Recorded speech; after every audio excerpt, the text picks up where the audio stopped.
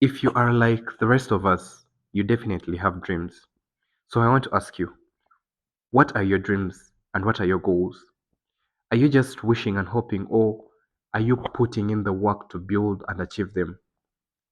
I, for a fact, know that goals only work if you put in the work. So on days when you don't feel like it, that's when you actually need to remind yourself to get out of your feelings, because to achieve any goal, you're going to definitely need help. And people are not going to work with or help someone out that has frequent meltdowns, freakouts, holds grudges, and is all in their feelings. So you have to be bigger than that. You have to be bigger than your feelings. Big enough to understand that the dreams that God or the universe has placed in your heart are not going to come to pass without that opposition, without the delays.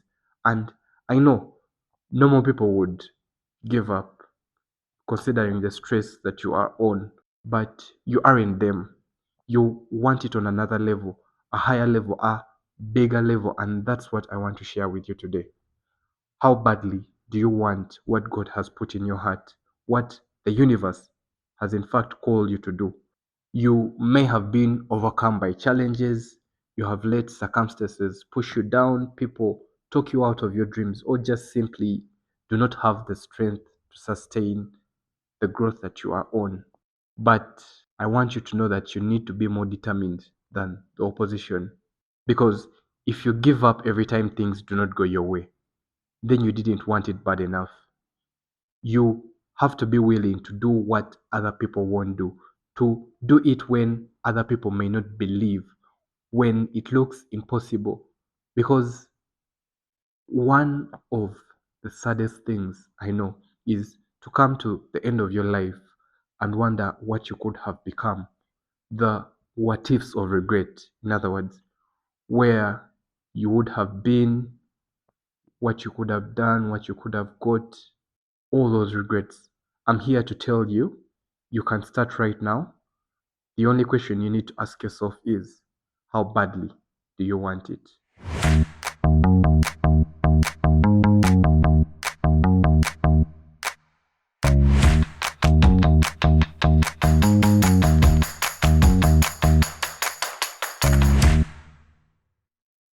Hello, listeners. Welcome back to the podcast where we talk about pursuing greatness, living with intention, and turning dreams into reality. I am your host, Raymond, and today on the 5 to 9 Job, we are diving into a question that will challenge you, inspire you, and maybe even make you a little uncomfortable. The question is, how badly do you want it? I, over the years, have been discouraged, frustrated, and ready to just about quit many times in my life. Life throws so many obstacles in your way, and it's so tempting to just say, maybe this just isn't for me, or I don't belong here. That imposter syndrome starts to hit in. But here's the truth: your dreams and whatever you are working on are valid, but they come at a price, a very expensive price, if I might say. The question, therefore, to ask yourself in these tough times is that when what is on sale is your success, is our success, are we willing to pay the price? Are we willing to cash in our efforts, cash in our beliefs and relationships to get this one thing that we want? Because I personally really didn't think about this until I noticed a pattern in me where I would fail and then retreat and wasn't really getting anywhere further or anywhere close to where I really needed to be. But then I started to see this consistent theme and I noticed it, and then I started to try to address it. Through this, I came across a brilliant interview with an English sports psychologist and a former basketball coach, Bill Beswick, on YouTube. The video was titled Inside the Mind of a Winner, and I'll link it below. But he had an easy framework for this. He just had 3 questions that he would ask someone that he was training, or someone that wanted something, or someone that wanted to be the best, someone that wanted to achieve greatness. He would ask them, what do you want? So what do you want? You talk about what you want and you gain clarity. how bad do you want it? And 3, how much are you willing to give up for that one thing? This video actually resonates with this Alex Hormozi mantra of this is what hard feels like. After you have decided you want more, you have it at the back of your mind already that you are going to have to do the work. Yeah, people only root for those who don't need to be rooted for. And so I just asked them a couple questions. I was like, who here before pledging started was like, I want to be a part of this house? The guys were like, me. Okay. I'm like, okay, got it. Who here thought it was going to be easy? Who here thought it would be hard? They raised their hands. I'm like, guys, this is what hard feels like. And all of a sudden there's just like this big exhale in the room. They're like, expectations get reset. This is normal. You wanted this thing. You expected it to be hard. Reality now matches conditions. Sorry, expectations now match conditions. This is what hard feels like. And then all of a sudden it's like they got permission to feel shitty. And by getting permission to feel shitty, they stop feeling it. And the next one is like, what if we confront it and say like, what if they're right? Now what?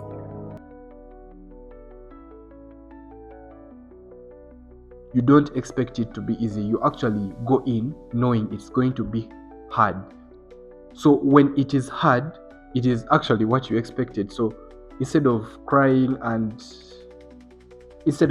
about how hard it is when you are failing, that's actually when you're supposed to remind yourself that this is what I expected and this is reality, when expectation meets reality. It could be in anything. It could be in a job, it could be in a team, it could be that you want to win a match. When you have to train as hard as you can to be able to run as fast as you need, to win a big game, to deliver a product, to deliver a proposal. We knew that it was going to be hard. So why are you blaming people, saying people are out to get you, that things are not working out, that you are not worth being there? No, this is exactly what you expected, exactly what you asked for. So expectations at that point match reality. And the important thing is that it will work if you work. And the hard truth is that most times what you are feeling can be the real enemy to your progress. Let me explain this. Yes, we all get discouraged. We all have moments where things fail and we feel overwhelmed. But you can't let those emotions dictate your actions. Just think about it. Would you want to work with someone who is constantly emotional, holding grudges, having meltdowns? Probably not. And if that's what you bring to the table, you are just sabotaging yourself in the most basic way. So one is that it doesn't help when you give in to those feelings of discouragement and self-pity. You just need to pick yourself up and keep your back straight. You just charge through. You have to be bigger than your feelings, because success doesn't care, unfortunately, about how you feel. Dreams don't just land in your lap because you have wished hard enough and hoped, or because you are talented. No, there is going to be opposition, and it's actually part of the journey. It's actually not about if it happens, but when it happens, because it will happen. Just ask anyone. Opposition is always going to be there. You're going to feel it. You're going to feel everything weighing down on you, and you will need help, because the dreams God or the universe put in your heart won't come to pass without resistance. There will always be delays, there will always be challenges, and people who do not believe in you. But those obstacles aren't there to stop you. If you can just switch your mindset and see that they are there to shape you, to make you tougher, to change something in you, to grow you so that you can face even tougher challenges, then you have a far better chance of winning at the rest of your life in so many other things than if you just keep on giving up. Because if you give up after the first try, or even after the 30th try, what does that say about how badly you wanted it? Because I know at some point maybe everyone else would quit, but you are not just everyone else. if you are listening to this, you want something more, you want something bigger. So just sit down and ask yourself, how badly do you want it? How badly do you want to change the lives of the people you love? Is it bad enough to do the work, to read the books, to wake up early, to work out so you are healthy, to save and build this financial wall around them that nothing can get through? How bad do you want to get out of debt, let me say? Is it bad enough to skip that night out, to cook at home instead of eating out, or to drive an older car instead of buying something new to prove to no one in particular nothing that really matters? Or bad enough to stay disciplined when it's inconvenient, bad enough to push through the frustration and the failure, bad enough to keep going when everyone else would quit? How bad do you want that promotion? Is it bad enough to show up early, stay late, and learn a skill that you don't have, make the right connections, do that master's program?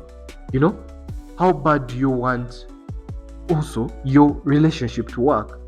Is it bad enough to apologize first when it wasn't actually your fault?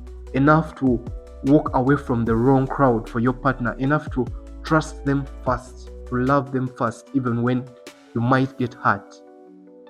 Everything that is going to be remotely meaningful to you, you're going to need to ask yourself how badly you want it and match those expectations to the work. Put in the work. Greatness doesn't come without sacrifice. It's literally not about what you are willing to do when the things are easy.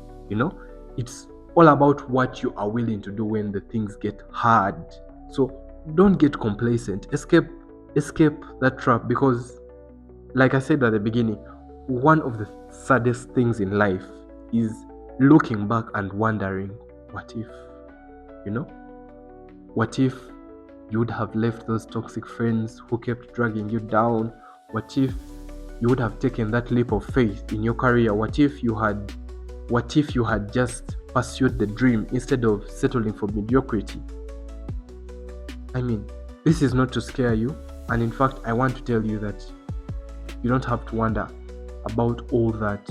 You can just start today. You can take action, start today, and start however scrappy you can. Because just like James Clear says in Atomic Habits, every action you take is a vote for the person you want to become. So start to work out those habits that are going to build you towards the things that you want. What are you really voting for? Are you taking the action, or are you voting for a life full of excuses and regrets instead of a life filled with passion and purpose? So you just need to stop wishing and work on your dreams, work them into existence. You see, a wish is passive. It's something that you hope happens. A dream, on the other hand, is active. It's something you work for, you sacrifice for, and believe in strongly, even when it seems impossible. Faith without works is dead. And people who succeed aren't always the most, talented or most fortunate. Though I do know luck and talent are important, but many times they just simply want it more than others. And I actually want to play a clip from this interview, just that section like we usually do for the other podcasts. So let's have a listen at Bill Basic, and then I'll be back to conclude the episode. So that you get athletes who just turn up. They'll turn up, they'll do the requisite amount of work, but that's it. Athletes will turn up to compete, they put a bit more effort in, they try to be the best amongst their group. Then there's the athletes who train to win. They train every day, every session, so that they win on match night. And then there are just those very few players who train to dominate. They train so hard that winning is inevitable on race night. And my three questions are, what do you want? How badly do you want it? And how much are you willing to suffer? And very often, everything revolves around the first question, what do you want? Because a lot of people are unclear what they want from life. They don't sit down and think through. We are writing our own life story every day, and yet we don't think about it. Who do we want to be? Where do we want to live? What life do we want to lead? When we've finished our life, come to the end of our life and look back, what do we want to say that we've done? So, what do you want is a very powerful question. And then, if an athlete says, I want to be the best, Bill, fine. How badly do you want it? Because you've got to pay a price to be the best. The best pay a big price. You've got to work harder, you've got to commit more, you've got to take more responsibility, you've got to deal with more ups and downs. And if we can deal with that question, how much are you willing to suffer? Because I work with gold medal champions, and they suffer every day. They work enormously hard. They sacrifice enormous things in order to get that success.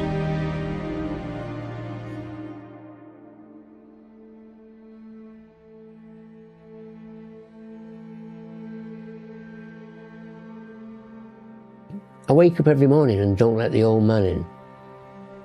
And that's life. We wake up every morning and make a decision who we're going to be. I've got Parkinson's disease, so getting up in the morning is not so easy for me. Getting dressed is not so easy. I have to make a decision. Am I going to be a fighter today, or am I going to be a victim? There's a great phrase, genetics deals the cards, environment plays the hand. So genetics and your background does influence your disposition to success in various activities. Another great thing I wrote once was, there's 1,000 excuses, but not a single reason. I did that with Bristol Bears rugby last season. They loved it. When you step into the challenge zone, the number of excuses for getting out, back into your comfort zone from there, multiplies. I'm too tired. It's too difficult. I'm having a bad day. Nobody likes me. And so I would teach them to face up to those excuses and refuse to be a victim, and teach them a fighter mentality about all those things may be there, but I'm still going to do it. I'm going to deal with it. So 1,000 excuses, but not one reason not to achieve. And even if you don't achieve at the highest level, you may not have the same genetic disposition as somebody else. But there's an awful lot of players playing in the Premier League football in this country who are B for talent, not quite as genetically superior, but A for attitude. And attitude is something anybody can have. Anybody. So there's a very big crossover between situations in sport and situations in life. I mean, in a sense, we're all high performers. We all step up every day to earn a living, to maintain relationships, to take the responsibility of owning property, to raise children. We're all high performers. So the lessons of my high performers in sport carry across into life.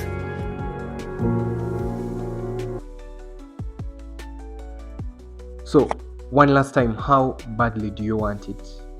You don't have to figure it all out today, but just take the next step. Show up, do the work. Make sure you do the work. Thank you for tuning into this episode. If the message resonated with you, share it with someone who needs that push. Do not forget to subscribe, leave a review, and let's keep pushing for greatness together. Until next time.